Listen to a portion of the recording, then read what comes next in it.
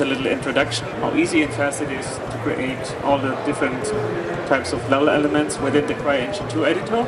We have here in our environment system now a quite longer view distance. It's not just like maybe in other engines 1,000 kilometers with a big fog effect like this that you can see up here, 1 kilometer, but we have up to 16 kilometers view distance without slowdown, because we got a integrated LOD system, so the terrain is optimized and the trees are optimized. So even though we have 2 million polygons on screen, its frame rate is pretty good. So together with this long view distance, we thought about integrating a really 3D cloud system, so you can actually move inside the clouds, or they travel around, so they are not statically baked into the skybox anymore.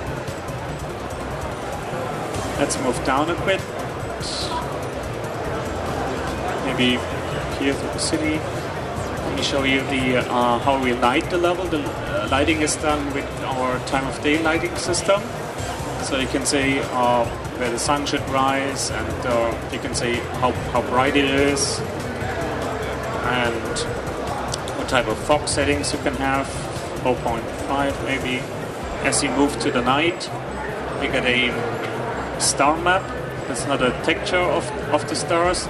So really, it's a generated texture based on a position where you are on the Earth. So the sky map automatically updates then. Also, you might notice the shadows are updating in real time.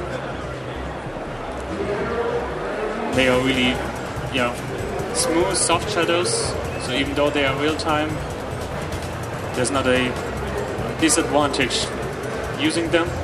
It's a huge benefit. It allows us to have fully destructible environments, as the shadows will update in real time. And there's no... missed it. Okay. I got it. So, but you can see how nicely the shadows are updating, and there's no baking into this. Let's talk a little bit more about destructible environments. For example, for buildings, we defined certain breakpoints. For example, here at this point, the building can break. So this is all set up by artists. They tell you where it should break. Let's throw some hand grenades, and bada boom, it breaks. And you see basically all the shadows here getting updated. There's no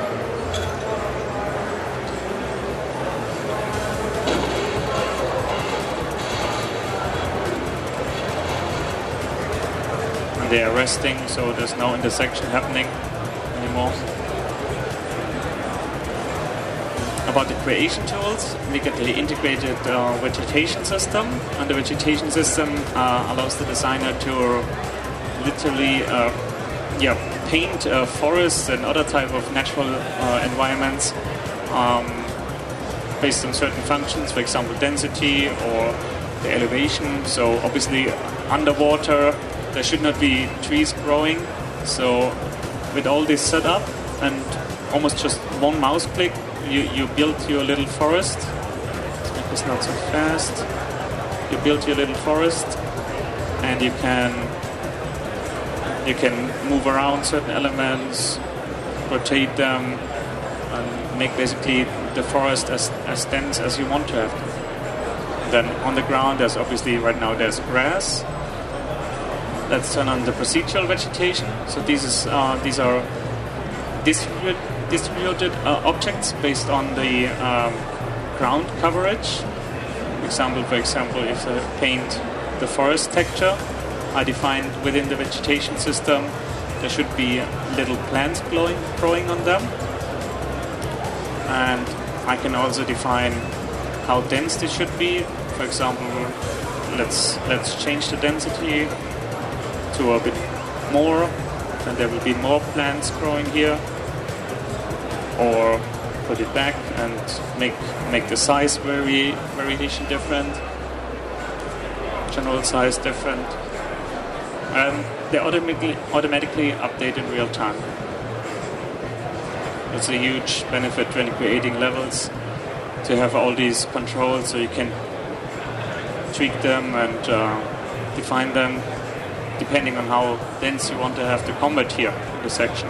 About the terrain modification, we get different tools. For example, the normal terrain sculpting tool is like here. You modify the height map, and you can say, oh, I want to have it this high. Oh, I want to cut in here some mountain, and the shading obviously get also updated in real time. You build a flat section and you paint on this section, for example, grass.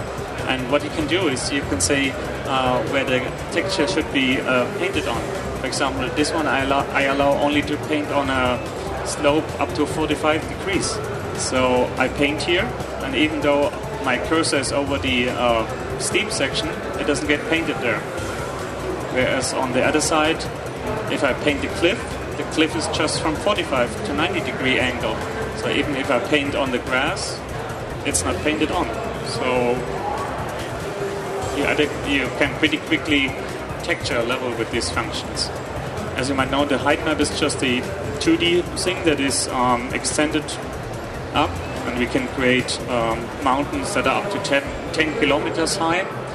We also have a voxel tool, and the voxel tool allows us to build 3D terrain, really 3D terrain where stuff goes out of the height map, like for example here, or inside the height map, like we use for caves or other kind of cool phenomena. Inside here you can obviously also texture this or smooth it out. Then you walk inside and the geometry automatically got updated. So there's no slowdown, no re-exporting. All this is pretty easy to sculpt out.